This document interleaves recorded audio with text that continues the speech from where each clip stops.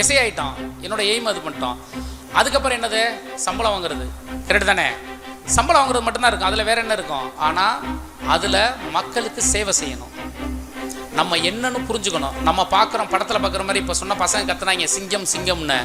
சிங்கத்தில் ஒருத்தரை போட்டு அடிக்கிறத காட்டுவாங்க.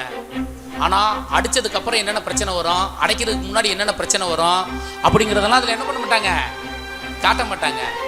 எனி டைமும் ஸ்டிஃபாகவே ஒரு ஆக்டர் இருந்து போலீஸ் ஆக்டர் என்ன பண்ணுவார், அப்படியே நெஞ்சை நிமித்திக்கிட்டே இருப்பார். ஆனால் அவர் வீட்டில் நடக்கிற பிரச்சனையை அதில் காட்ட மாட்டாங்க. அவர் சாப்பிடுவாரா அப்படிங்கிறத காட்ட மாட்டாங்க. அவர் தூங்குவாரா அப்படிங்கிறத காட்ட மாட்டாங்க.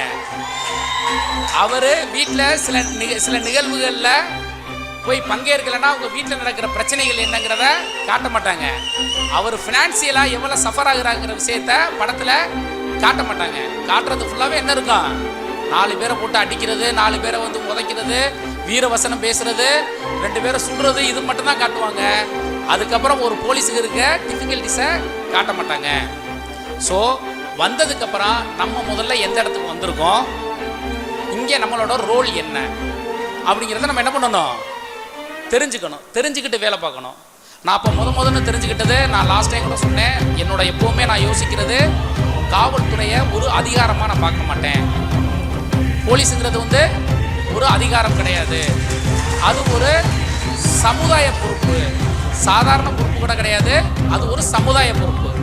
சாரு சொன்னது மாதிரி போலீஸெல்லாம் இங்கே ரவுண்ட்ஸில் இருக்கிற மாதிரி தான் நம்ம இங்கே வந்து நிம்மதியாக படிக்கிறோம் அப்படின்னு. ஒரு மனிதன், நான் முதலே சொன்னேன், சப்கான்சியஸ்குள்ளே ஒரு விஷயம் போய் நடக்கும்போது அது நடக்கும் அப்படின்னு சொன்னேன். ஒரு மனிதன் ஆழ்ந்து தூங்குறதுக்கு காரணம் யாருன்னு கேட்டால் அவனோட நிம்மதி கிடையாது.